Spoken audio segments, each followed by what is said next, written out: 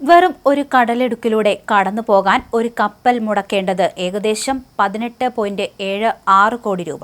Middle ഈസ്റ്റിലെ സംഘർഷങ്ങൾ കൊടുമ്പിരി കൊള്ളുമ്പോൾ Hormuz കടലിടുക്ക് ഇപ്പോൾ വെറും ഒരു ജലപാതയല്ല എന്ന് പറയേണ്ടി വരും. കോടികൾ വിലയുള്ള ഒരു ടോൾ ഗേറ്റായി മാറിയിരിക്കുന്നു.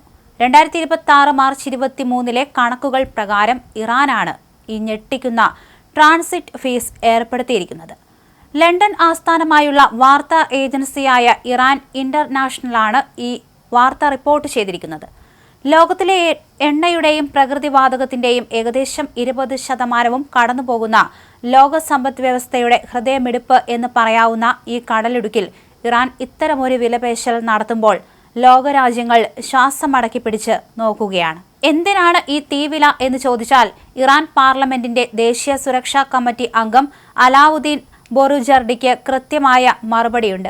യുദ്ധത്തിന് വലിയ ചെലവുകളുണ്ട്, അതുകൊണ്ടാണ് കപ്പലുകളിൽ നിന്ന് ഫീസ് ഈടാക്കുന്നത്. അദ്ദേഹം തണുപ്പൻ മട്ടിൽ പറയുന്നു.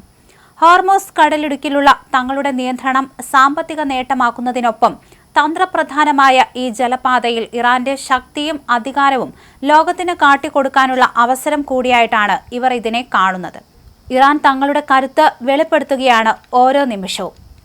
ഈ നീക്കങ്ങൾക്ക് പിന്നിൽ മറ്റൊരു പ്രത്യേകത കൂടിയുണ്ട് എന്ന് വേണം പറയാൻ.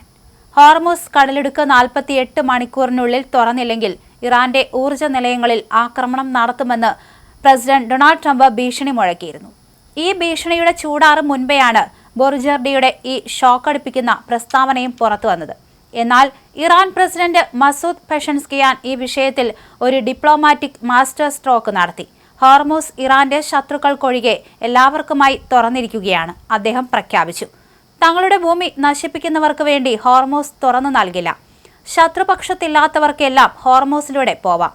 ഇത് ലോകരാജ്യങ്ങൾക്ക് ഒരുതരം ആശ്വാസമായി മാറിയിട്ടുണ്ട്. ഇന്ത്യ, പാകിസ്ഥാൻ, ജപ്പാൻ തുടങ്ങിയ രാജ്യങ്ങളുടെ കപ്പലുകൾക്ക് ഹോർമൂസിലൂടെ കടന്നുപോകാൻ അനുമതിയുണ്ടെന്ന് ഇറാൻ വ്യക്തമാക്കിയിട്ടുണ്ട്. ഈ വിഷയത്തിന്റെ ഗുരുതരാവസ്ഥ മറ്റൊരു ഭാഗത്ത് ലോകത്തെ അക്ഷരാർത്ഥത്തിൽ മുൾമുനയിൽ നിർത്തുകയാണ്. മാർച്ചിലെ ആദ്യവാരം മുതൽ ഈ പാത അടഞ്ഞുകിടക്കുന്നത് ആഗോളതലത്തിൽ ഇന്ധനവില കുതിച്ചുയരാൻ കാരണമായിട്ടുണ്ട്.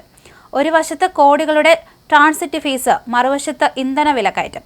ലോക സമ്പദ് വ്യവസ്ഥയ്ക്ക് ഇതൊരു പുതിയ വെല്ലുവിളിയായി മാറിയിരിക്കുകയാണ്. ഹോർമൂസ് കടലിടുക്കിലെ ഈ വില സാധാരണക്കാരന്റെ പോക്കറ്റിനെ എങ്ങനെ ബാധിക്കും എന്ന് കാത്തിരുന്ന് കാണേണ്ടി വരും. എന്തായാലും ട്രംപിന്റെ ഭീഷണിക്ക് പിന്നാലെയാണ് ഇത്തരത്തിലൊരു തീരുമാനം ഇറാൻ കൈക്കൊണ്ടിരിക്കുന്നത്. ശത്രുക്കൾക്ക് ഹോർമൂസ് കടലിടുക്ക് തങ്ങൾ തുറന്നു കൊടുക്കില്ല എന്ന് ഉറപ്പിച്ചു തന്നെയാണ് ഇറാൻ പറഞ്ഞിരിക്കുന്നത്. അതേസമയം ഹോർമൂസ് കടലിടുക്ക് തുറന്നില്ലെങ്കിൽ തങ്ങൾ ഊർജ്ജ മേഖലയെ തകിടമറിക്കും എന്നാണ് ട്രംപ് കഴിഞ്ഞ ദിവസം പറഞ്ഞത്. അതിന് പിന്നാലെയാണ് ശക്തമായ താക്കീതുമായി ഇറാനും രംഗത്ത് വന്നത്. എന്തായാലും അമേരിക്കയും ഇസ്രായേലും ഇറാനും തമ്മിലുള്ള ഈ ഒരു പ്രശ്നം അടുത്ത കാലത്തെങ്ങാനും തീരാനുള്ള സാധ്യതയില്ല എന്ന് വേണം കരുതാൻ.